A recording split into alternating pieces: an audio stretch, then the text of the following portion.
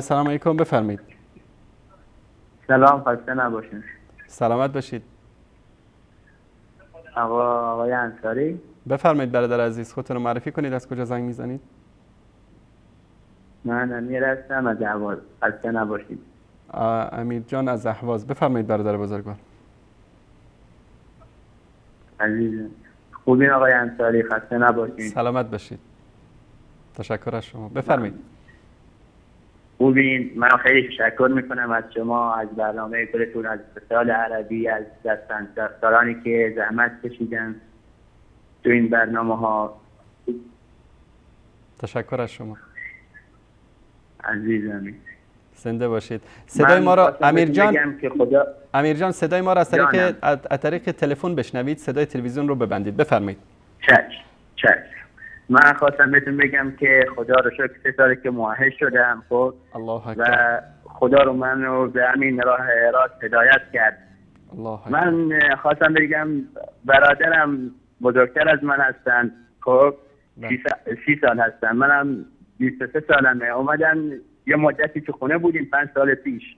اومد خونه گفت من سنی شدم. ما هم باش درگیر شدیم، دعوا کردیم، من و آقام و مادرم. خب گفتیم چرا تو وهابی شدی؟ از این حرفا دیگه میدونین وقتی ما تو این خرافات بودیم. درست. یعنی چطور بهتون بگم، یه بدی شدیدی داشتیم به اهل سنت. یعنی ببخشینا. خب الان من خودم سنی هستم، خدا رو شکر. خب بعد منم عاشق فوتبال بودم. چطور بهتون بگم، آدم هستم، برنامه فوتبال میگرفتم، با من دعوا میکرد، برنامه وصال میگرفت، منم میرفتم که بخوابم، یعنی خوابم نمیبرد. چطور بهتون بگم، توجه میکردم این وصال چی میگفتن، چه حرفایی میگفتن. منم خودم گفتم واقعا این حرفا راسته. کم کم خدا رو شکر خدا منو هدایت کردم به راه راست. الان خدا رو شکر 3 ساله که من تو همین راه هستم. خب از هیچ کسم یه چیز خواستم بگم، از هیچ کسم نمیترسم. من خشوع فقط برای الله هست. من از فقط از خدا میترسم و همین اهوازیان میخوام بگم، همشهریان میخوام بگم، خب این خرافات رو ول کنن. این خرافات اصلا یه چیزی خب مزخرفه به خدا. یعنی برن من ازشون میخوام برن بعد پاملم که میزنن فکر کنن، برن امشب که میخواستم بخوابم برن فکر کنن. خب همین خواستم بهشون بگم. بله امیر جان، برادر عزیز، اگر همین حرفا رو به زبان عربی بگید با لهجه شیرین اهوازی. يا اخوتي يا اخواتي الاهوازيين، اريد يعني اقول اريد منكم فرد شيء. خب اوفوا الخرافات، هذا الاشياء وكون والله خب والله والذي لا اله الا هو. خب والله هذا الخرافات ما يفيدكم في الاخره. يعني هذا الشيء قاعد يزودن ذنوبكم. وعوفوا اقول لهم فرد شيء، هاي هم هنا بالهواء السرشين ناس يضمون السعوديه. بقول لهم السعوديه بلده جميله، بلده الوحي كان ينزل بيها، والنبي صار بيها ولد بيها، والنبي مدفون بيها صلاه السلام عليه. وبيت الله بيها. وشنو ما يقولوا لكم هذول الايرانيه والاغاني العربيه يشيلونه القناه الفارسيه، هذول قاعد يكذبون عليكم، يشوهون سمعه السعوديه.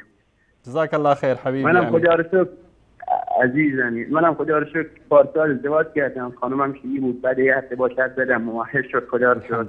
الحمدلله. یعنی خدا رو شکر. خدایا منم یه چیزی خواستم بگم. خب خدا رو 100 مرتبه هزار شکر میکنم، 100,000 مرتبه شکر میکنم که قبل این که بمیرم من موحد شدم. الله اکبر. الله اکبر.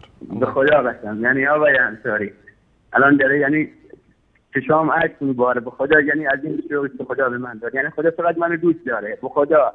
یعنی هر کس خدا اونو به راه راست هدایت کنه به توی واقعا کنید که خدا اونو دوست داره. بله شکی نیست در این، شکی نیست. عزیزم زنده باشید. عزیزم آقای انصاری، ما یعنی هر شب خواب من و خانمم میشینیم، یعنی میشینیم همین رسالو میگیریم، نور رو میگیریم. خدا رو شکر. یعنی سلامت چیزای خوبی داره، مفیدی داره. سلامت باشید. تشکر از شما امیر جان، برادر عزیز.